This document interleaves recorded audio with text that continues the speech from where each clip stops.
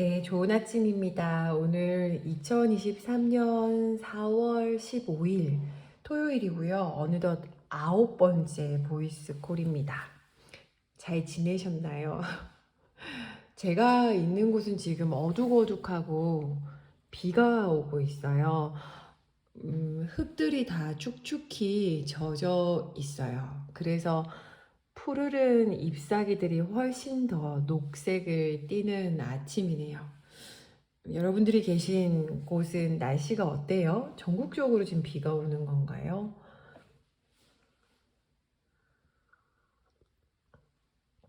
아, 맑아요. 아하. 그렇구나. 그러면 지금 제가 있는 곳하고 다른 거군요. 아. 아, 근데 진짜 신기하다. 전 항상 생각하는데, 한 시간, 뭐지? 그러니까 동시간에 사는데, 각자 이렇게 다른 날씨권에 있다라는 것이 또 그냥 신기합니다. 어찌됐든 오늘 각자가 계시는 그곳에서 그 날씨에서 모두가 평안하길 바랍니다. 그러면 오늘 나눔도 한번 시작해 볼게요. 오늘 나눔은 250에서 283쪽인데요. 쪽수 적어 드릴게요. 250에서 283쪽. 네, 요렇게 한번 시작해 보겠습니다. 네, 그 전에 250쪽이 시작하는 것이 어린 시절의 상처를 치유하는 연습해가지고 20가지, 20가지의 문항들이 있었어요. 지금 계신 곳에서 책이 있으시다면 이 249쪽에서 251쪽에 나오는 어린 시절의 상처를 치유하는 연습과 관련해서 몇 번 문항이 여러분들에게 인상적이었는지 채팅창에 나눠주실 수 있을까요? 몇 번 문항이 여러분들에게 인상적이었나요? 음,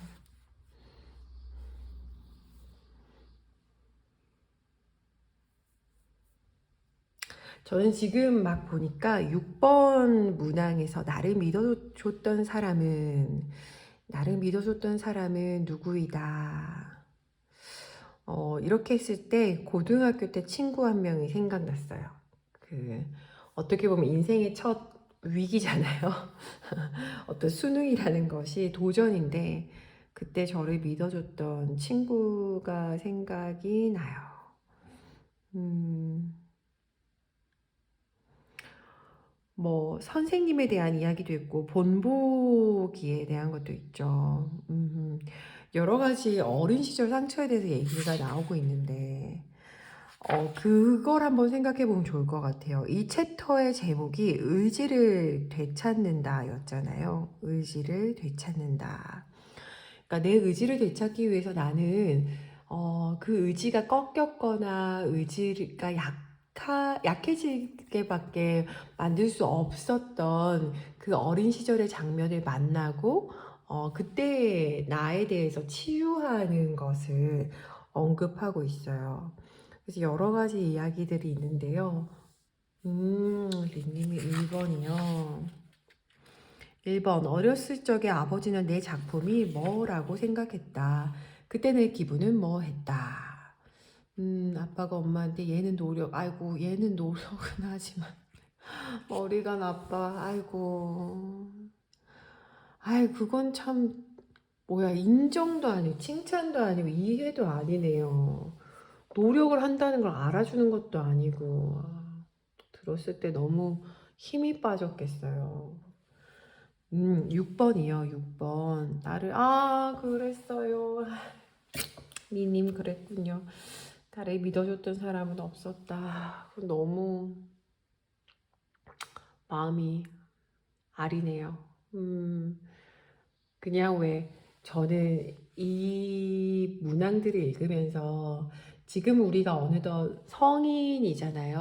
어른이지만 사실 우리 안에 되게 어린 내가 있다라고 생각한다면 요즘 길에 지나가는 아이들을 상상했을 때 그 친구들이 내면으로 나를 믿어주는 사람은 없어 라고 생각하고 있는 걸 우리가 상상하면 너무 마음이 아프잖아요. 그런 어떤 지나가는 아이가 어린아이가 나를 믿어주는 사람은 없네라고 말할 때 우리는 그걸 알게 된다면 어른으로서 어떤 말과 어떤 행동을 취해주고 싶은가. 그게 어쩌면 지금 우리에게 필요한 걸 수도 있겠다라는 생각이 들어요.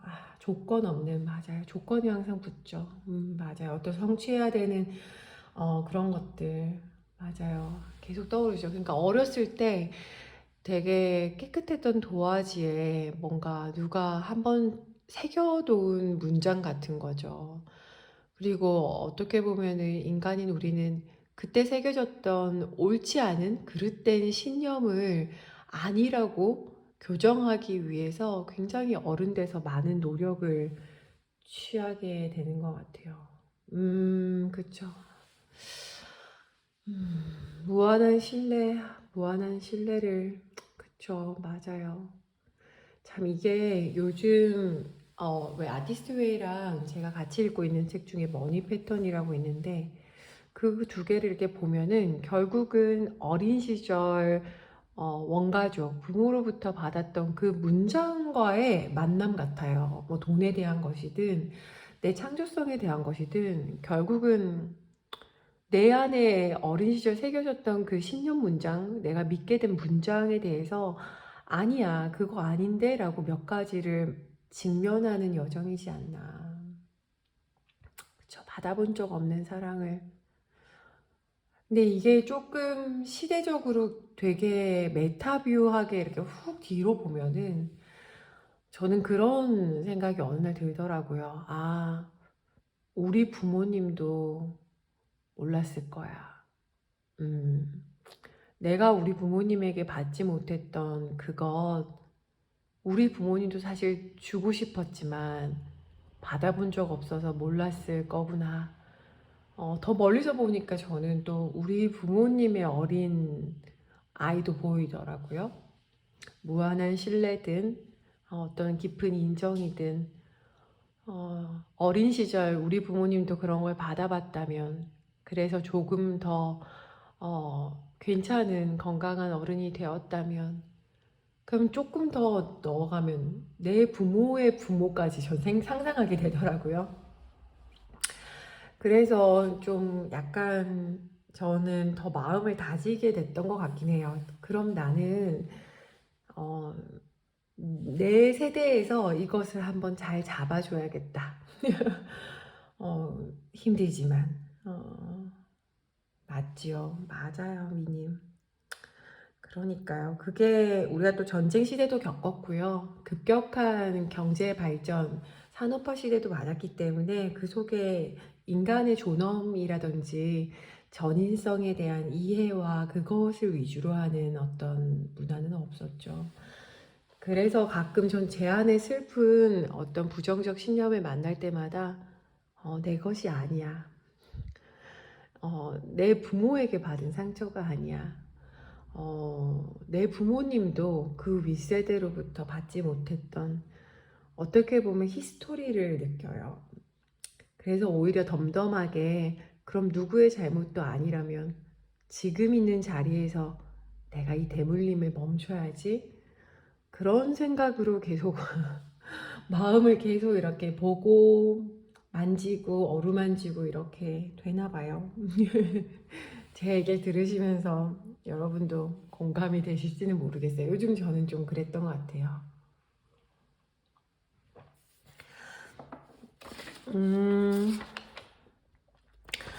사실은 많은 분들이 251쪽에서 252쪽에 창조적 자아의 선서 이 부분에 대해서 인증을 많이 해주셨어요. 제가 이 아침에 한번 창조적 자아의 선서를 말 그대로 낭독해 드릴 테니까 여러분들 가슴에 어떻게 느낌이 올라오는지 이 아침 스스로를 느껴보시길 바래요. 251쪽입니다. 창조적 자아의 선서. 다음 선언들은 목이 메었어요. 다시 읽거든요. 그죠? 엄마랑 교환일기. 음, 그죠. 물려지죠. 우리 한번 이번 세대에 우리끼리 잘 다독여서 감사해요. 자녀이든 그냥 다음 세대에게 우리가 스쳐 지나가는 모든 어린아이에게 우린 조금 더 나은 눈빛과 말을 할 수 있는 어른이 같이 되어봐요. 그러면 꽤 괜찮은 삶이 될 것 같아요. 감사해요. 물 한 모금 하라는 말 덕분에 이완합니다. 그럼 이 아침 같이 창조적 자아선서 한 번 더 제가 읽어볼게요. 여러분들 가슴에 남는 문장, 그 당시 남았던 문장에 대해서 음미하실 수 있길 바래요. 251쪽의 창조적 자아의 선서입니다. 나는 재능 있는 사람이다.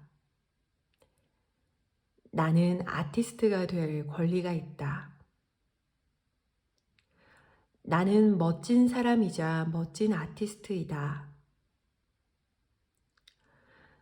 창조성은 내가 기꺼이 받아들인 축복이다. 나의 창조성은 다른 사람들을 행복하게 한다. 나의 창조성은 인정받을 것이다. 이제 나는 나 자신과 나의 창조성을 더욱 소중히 다룬다. 이제 나는 나 자신과 나의 창조성을 더욱 너그럽게 대한다.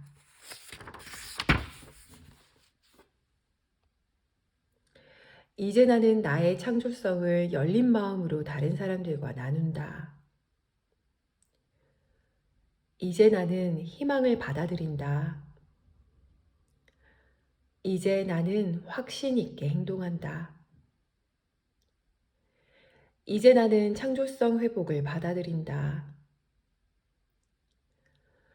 이제 나는 나 자신에게 치유를 허락한다. 이제 나는 내 삶을 펼쳐주는 신의 도움을 받아들인다.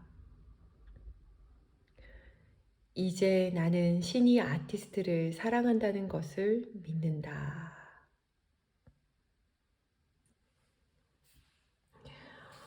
어떤 문장이 와닿으세요? 저는 당시 제가 인증할 때 썼던 포인트는 252쪽의 아래서 둘째 줄 그 파란색 문장 중에 이제 나는 내 삶을 펼쳐주는 신의 도움을 받아들인다 였어요. 그러니까 받아들여야지. 뭔가 감사하고 뭔가 축복하고 그런 것들이 이미 많을 거야. 기꺼이 받아들여야지. 이런 마음들을 먹었던 것 같아요. 그러게요. 엄마랑 교환일기 참 좋네요. 저도 엄마랑 교환일기를 한번 써볼까? 갑자기 그런 생각이 드네요. 오, 님은 재능이 있다, 인정받을 것이다. 긍정적인 선언이 예전보다 저항 없이 마음에 들리는 것 같다. 진짜 다행이에요. 맞아요. 그러니까 내가 조금씩 더 나아졌다라고 느낄 때 저도 어떤 문장들에 더 이상 걸리지 않는 그 망에, 말이라는 망에 걸리지 않고 덤덤해지는 저를 볼 때, 내가 그 부분에 대해서 조금 자유해졌나 보다라고 느끼거든요. 그 의지를 되찾는 데에서 과제들도 여러분들이 뭐 여러 가지 해주셨어요. 뭐 목표라든지 어린 시절, 색깔, 못하는 일, 스타일 잡기, 이상적인 하루 만들기, 뭐 즐거운 일 이런 것들 하신 이야기들 재밌게 봤습니다. 삶을 펼쳐준 신의 도움. 그 부분이요? 맞죠. 이제 나는 내 삶을 펼쳐주는 신의 도움을 받아들인다. 이 부분 좋았죠. 맞아요. 저도요. 미님은 창조적 자아의 선서를 들으며 마음의 긴장이 풀려요. 그러니까 사실은 우리가 이런 존재였을 텐데 응애하고 태어났을 때는 그죠? 꽤 어여쁜, 어떻게 보면 자궁에서 10달을 채워 그 좁은 산로를 뚫고, 엄마의 산로를 뚫고 세상에 나온 것만 해도 그 조그마한 아기였을 때 우리 꽤 괜찮은 존재였을 거예요. 지금도 그러하고요. 그럼 이어서 9주차 동정심을 되살린다 이 부분을 읽고 싶은데요. 같이 나누고 싶은데요. 이 부분이 조금 고민이 되는 것 같아요. 이 표현들 동정심을 되살린다 이걸 어떻게 받아들여야 될까를 보면은 항상 위에 작은 문장을 보면 힌트가 있어요. 위에 작은 문장을 한번 읽어 드릴게요. 이번 주에 당신은 창조성을 가로막는 내부의 장애물과 직면하게 된다. 이 시점에서 포기하고픈 유혹이 고개를 들지도 모른다. 그래선 안 된다. 여기서는 창조적인 노력을 시도할 때마다 당신을 괴롭혀온 감정적인 장애물을 밝혀내고 과거의 실패에서 비롯된 수치심을 치유할 것이다.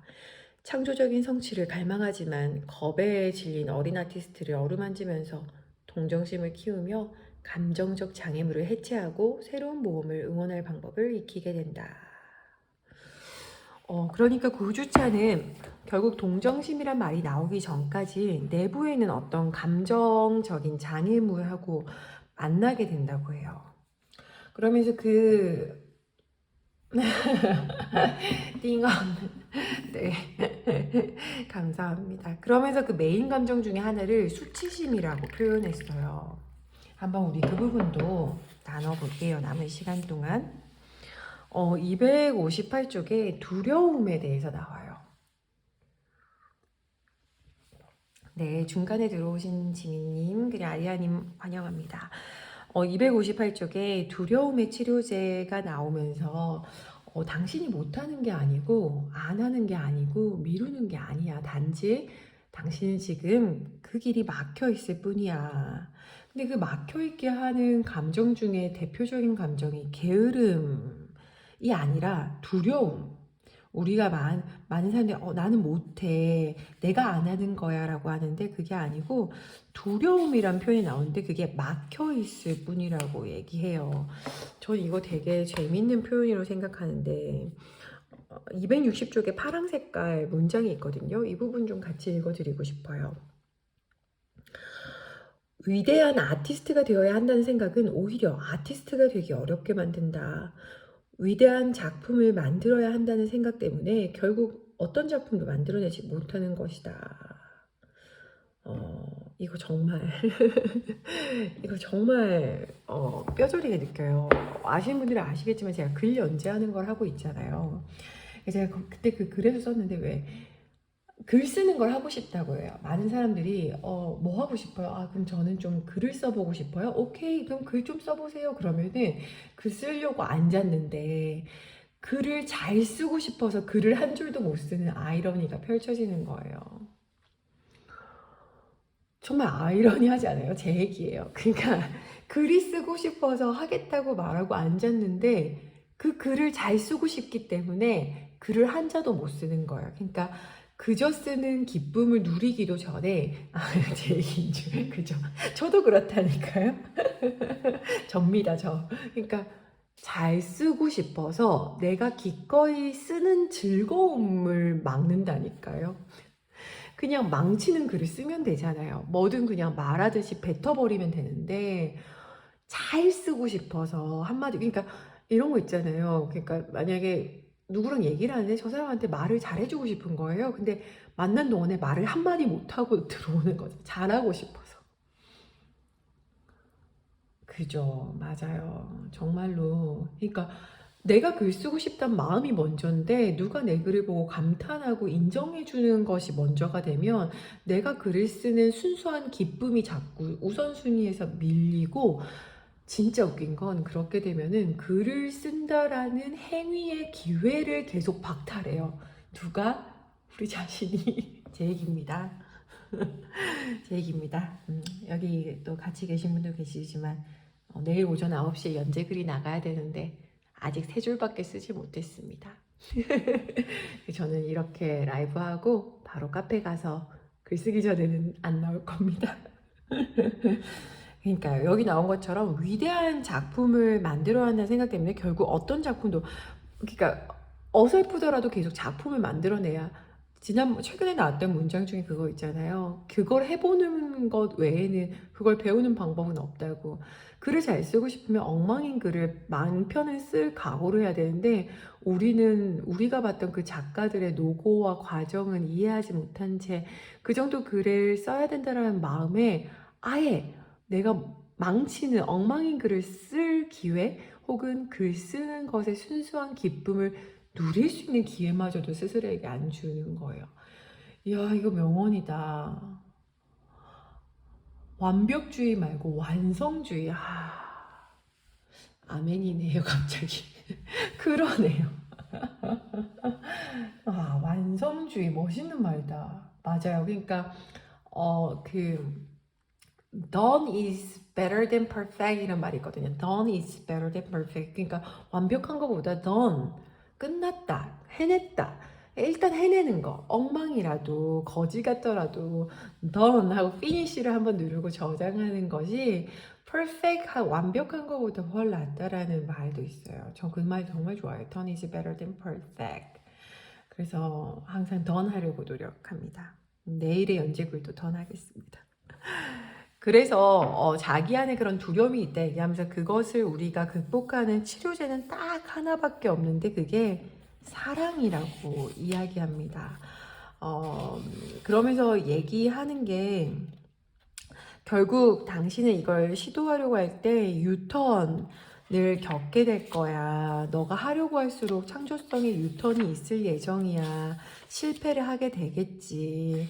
뭔가 장애물이 계속 있을 거야. 화가 나고 분노가 일 거야. 뭐 이런 이야기들을 쭉쭉 하죠. 우리 안에 있는 두려움과 수치심에 대해서 줄리아는 이렇게 이야기합니다. 그것을 치료하는 방법은 사랑밖에 없다고. 지난 주차 때 왜 그 문장 기억나세요? 나 자신을 보물처럼 대하면 나는 강해질 것이다. 결국은 미루는 나, 두려워하는 나, 뭔가 망치고 창조적 유턴을 하는 나에 대한 사랑? 되게 내가 어여삐 여기는 사람이 뭔가 그런 어려움을 겪고 있을 때 우리가 절로 그들에게 따뜻하게 대하듯 우리에게도 그래야 한다고 얘기해요. 동정심의 다른 말은 사랑이죠. 동정한다는 표현은 사실 우리말로는 좋은 표현은 아니죠. 근데 어여삐 안쓰럽게 안타깝게 여기면은 사랑의 마음에 더 가깝다라고 생각해요. 그래서 멈추고 두려워하고 멈칫하는 자기 자신에 대해서 사랑하는 우리가 되기를 바래요. 맞아요. 보물처럼 대하는 거. 나를 보물처럼 대한다는 게 뭘까? 음, 나를 정말 귀하게 여긴다는 건 뭘까? 같이 놀아봅니다. 저의 경험담인데요. 제가 이제 맨날 줌으로 강의를 했다가 이제 마스크도 벗고 하니까 온라인 강의가 다시 시작되는 거예요. 그래서 제가 어제도 강의하고 지난 화요일에도 하고 오고 다음 주 화요일에도 강의가 있는데 제가 그 강의를 준비하는 태도를 보니까 계속 미루는 거예요. 뭔가 앉아서 강의안도 탁 만들고 좀 그런 거 있잖아요. 머릿속에는 의뢰 받았으면 강의 전날 3일까지는 모든 게 완성되어 있으면 좋겠고 완벽하게 하루 이틀 전에는 뭐라고 해야 되지? 리허설만 해서 딱 들어가는 뭐 이런 걸 저는 항상 상상하거든요. 근데 항상 안 돼요. 항상 안 돼요. 그래서 저는 그런 저를 되게 부족하게 여겼어요. 근데 어제 강의 끝나고 그런 생각이 들었어요. 어제 강의 준비하고 해내는 저를 보면서, 아니구나. 겉으로는 보이지 않았는데 내 마음은 계속 그걸 하고 있었구나. 그러니까 나라는 사람이 인정하는 행위, 그러니까 어떤 걸 완성해내고 가시적으로 끝내고가 아니고 내 마음은 그것을 끝내고 완성하는 여정에 필요한 꾸물꾸물 창조적인 생각들을 24시간 하고 있었던 거야 라는 인정이 올라왔어요. 시시때때로 그것에 대해서 이렇게 할까 저렇게 할까 잘하고 싶다는 마음을 먹고 있는 것도 사실 그것을 하고 있는 여정이라는 걸 알았어요. 그래서 저를 혼내지 않았어요. 왜냐면 전날 강의안이 완성돼도 그 강의안을 완성한 시점이 중요한 게 아니고 그 플로우, 강의 플로우, 메시지 플로우에 대해서 내가 확신이 탁 올 때까지 전 몇 차례고 다시 업고 검토하고 해서 내 플로우로 탁 확신이 들었을 때 강의안을 만들기 시작했을 뿐이구나. 뭔가 저에 대해서 이해가 달라지더라고요. 아, 나는 미루고 안 한 게 아니고 사실은 24시간 손으로 적지 않고 뭘 제작하지 않았을 뿐 머리에 품고 있었구나. 어떤 걸 할 때마다 언제나. 동정심. 그것을 잘하고 싶은 마음을 갖고 있는 나를 향한 따뜻한 시선. 마음을 기억합니다. 책 2장씩.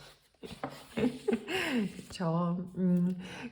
이제 오늘은 벌써 8시 반이 돼서 마무리하는데요. 지금 우리가 읽고 있죠? 위크텐 자기 보호에 힘쓴다 이 이야기에 있어서 자기 창조성을 차단하는 것들, 이전에는 사람들이 나왔는데 여기는 음식, 술, 이런 것들이 나오잖아요. 그러면서 각자에게 독이 되는 것으로부터 벗어나는 이야기가 그려져 있습니다. 일 중독도 있고요. 하면서 최저선을 해야 한다. 이런 화두만 드리면서 마무리 짓고 싶어요. 여러분들에게는 어떤 중독이 있으세요? 저는 제가 스트레스 받고 있구나라고 느낄 때는 갑자기 안 먹던 초콜릿을 깔 때요.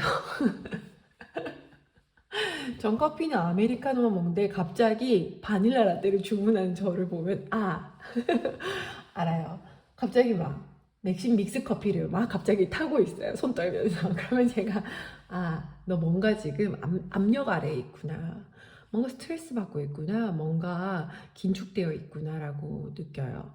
그럴 때, 그리고 전 갑자기 청소 열심히 할 때 느껴요. 네가 지금 뭔가 스트레스 받고 있구나. 갑자기 막 바닥 닦고, 막 책꽂이 막 정리하고 그럴 때. 그리고 갑자기 절대 안 보던 드라마, 영화가 갑자기 보고 싶어질 때.